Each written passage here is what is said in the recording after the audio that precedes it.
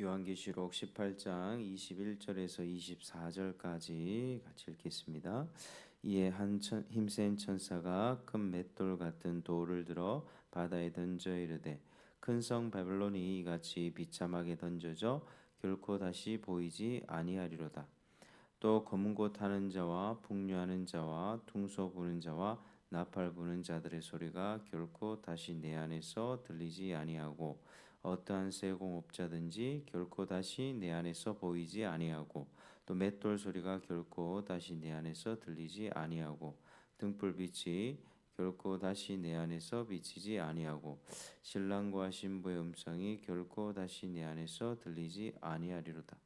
너의 상인들은 땅의 왕족들이라. 내 복술로 말미암아 만국이 미혹되었도다. 선지자들과 성도들과 및 땅 위에서 죽임을 당한 모든 자의 피가 그 성 중에서 발견되었느니라 하더라. 아멘. 우리가 오늘 읽었던 21절 에서 24절까지는 하나님의 심판으로 멸망당한 이 바벨론의 모습을 보여주고 있습니다. 다시 한 힘센 천사가 나타났습니다. 이 천사가 큰 맷돌 같은 돌을 들어서 바다에 던지며 말합니다. 큰 성 바벨론이 이같이 비참하게 던져져 결코 다시 보이지 아니하리로다. 이게 이제 선지자 예레미야는 바벨론의 멸망에 대해서 경고한 후에 그 책에 돌을 묶고 유브라데 강 속에 던지면서 말했습니다. 예레미야 51장 64절 바벨론이 나의 재난 때문에 이같이 몰락하여 다시 일어나지 못하리니 그들이 피폐하리라 하라 하니라. 예레미야의 말이 이에 끝나니라. 이 바다에 큰 맷돌을 던지면 어떻게 됩니까? 그대로 가라앉습니다. 다시는 떠오르지 않습니다. 이처럼 바벨론이 다시는 일어설 수 없을 만큼 완전히 패망한다는 것입니다. 그래서 다시는 사치와 향락을 즐길 수 없습니다. 22절에 검은 곳 타는 자와 풍류하는 자와 퉁소 부는 자와 나팔 부는 자들의 소리가 결코 내 안에서 들리지 아니하고 이 다시는 풍류를 즐기는 음악 소리가 들리지 않습니다. 그들은 사치에 빠져서 자주 연주회를 가졌습니다.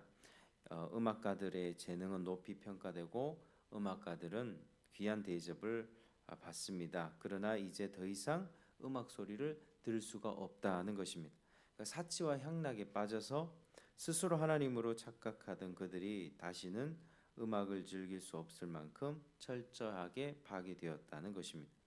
또 온갖 금, 은, 보석으로 장식품을 만드는 세공업자들도 다시는 보이지 않았다. 그렇게 말씀하고 있습니다.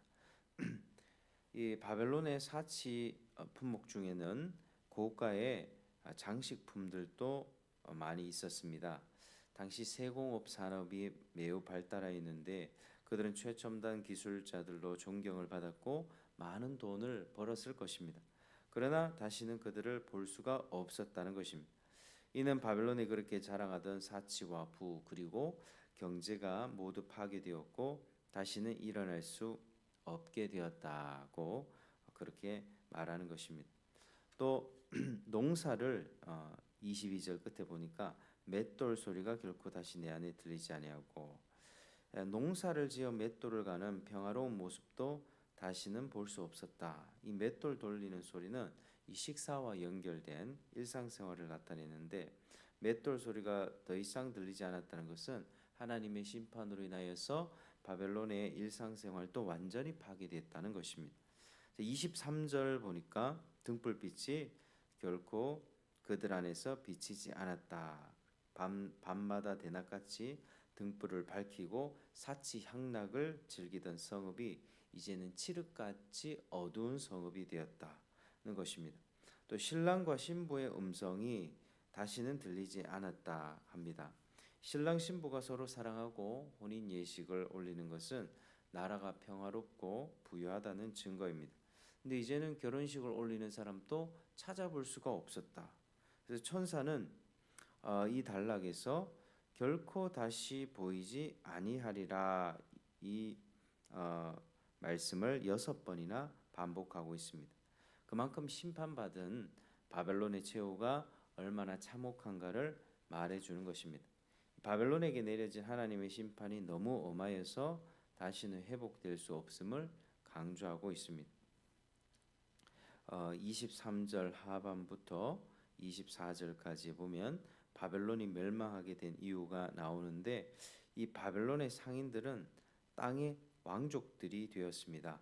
이 말은 장사하여 돈을 많이 번 자들이 사회의 지배 세력이 되었다는 것입니다. 그러니까 돈과 권력은 늘 붙어 다닙니다. 상인들은 권력을 등에 업고 특권을 누리면서 막대한 돈을 법니다. 권력은 5년이지만 재벌은 정년이 없습니다. 그래서 부를 많이 축적한 사람들이 땅에서 왕노릇하는 것입니다. 그들은 자신들의 부를 자랑하고 그것을 최고로 여겨 하나님 앞에서도 서슴지 않고 교만한 행위를 자행합니다. 그러나 하나님은 그들의 그러한 교만을 심판하십니다. 바벨론은 자신들만 음행의 포도주를 취한 것이 아니라 열국들을 미혹하여 그들도 하나님을 떠나 우상을 숭배하도록 하여 음행의 포도주에 취하도록 했던 것입니다. 뿐만 아니라 우상을 거절하고 어린 양에게만 충성하는 이 선지자들과 성도들을 핍박하고 죽였습니다. 당시 소아시아 7교회 중에서도 그 성도들 가운데 순교의 피를 흘린 자들도 있었습니다. 네로 황제는 그들을 사자의 밥이 되게 했습니다. 그래서 종말에 적그리스도에게 이용되는 세력들도 하나님의 교회와 성도를 적극적으로 박해할 것입니다.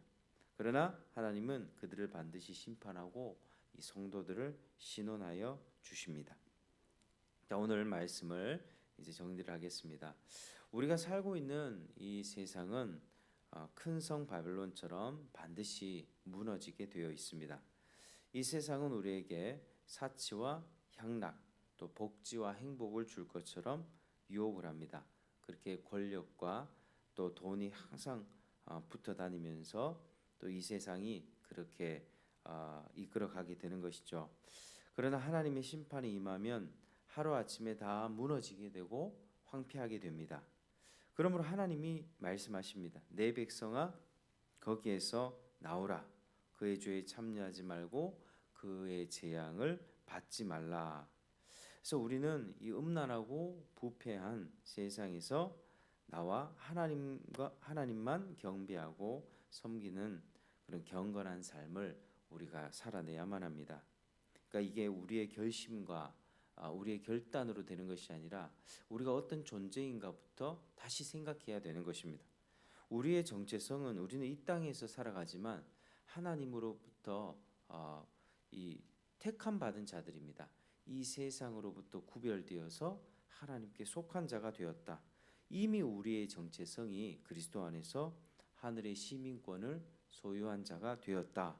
우리의 정체성, 우리의 존재의 변화를 늘 기억해야만 합니다.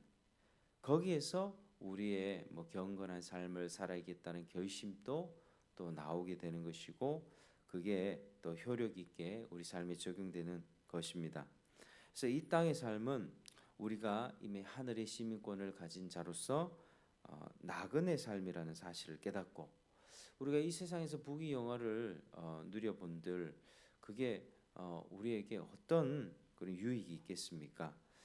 우리는 하나님 나라의 그 가치, 장차 완성될 하나님 나라, 그 영광스러운 나라를 생각할 때 우리가 이 땅에서 누리고 있는 부와 여러 가지 것들은 크게 이렇게 많이 이렇게 도움이 되는 것은 아닙니다. 그래서 결국 이 죄악된 세상은 무너질 것을 기억하면서 우리가 너무 이 땅의 삶에 매이지 않고 하나님 나라를 소망하면서 우리 마음을 하나님 나라에 초점을 두면서 그렇게 살아가야 되는 것입니다. 우리는 이미 그 나라로 옮겨졌습니다. 이미 그 나라를 향해서 가고 있습니다. 그래서 우리의 삶은 경건한 삶이 되어야 되는 것이고 하나님만 경배하는 삶이 되어야 되는 것입니다. 그래서 우리가 이 말씀 기억하면서 장차 우리가 들어가게 될 하나님 나라, 그리고 장차 이 바벨론이 결국에는 완전히 심판받게 된다는 사실 기억하고 오늘도 우리가 하나님께 속하여서 하나님 나라 소망하면서 그렇게 살아가는 저와 여러분 되시기를 주의 이름으로 축복합니다. 기도하겠습니다. 하나님 아버지 감사합니다. 오늘 또 이 말씀을 통하여서 이 바벨론이 결국에는 무너질 것을 주님께서 말씀하셨습니다. 하나님 우리가 이 땅에 살아가면서 이 땅의 것들에 너무 목매지 않기를 원합니다. 적당하게 우리가 이 세상 살면서 또 돈도 필요할 것이고 뭐 먹을 것도 필요할 것이고 또 여러 가지 필요가 있을 텐데 그러나 하나님 나라 가는 여정 동안에 잘 사용할 수 있게 도와주시고 그것들에 너무 목매어서 너무 빠져서 살지 않도록 주님께서 은혜를 베풀어 주시옵소서. 이미 우리의 존재가 하나님 나라의 백성으로 하늘의 시민권을 가진 자로서 그렇게 옮겨졌다는 것을 기억하고 오늘도 하나님께 경배하며 하나님만 의지하는 이 하루 되기를 소망합니다. 감사하며 예수님 이름으로 기도드립니다. 아멘.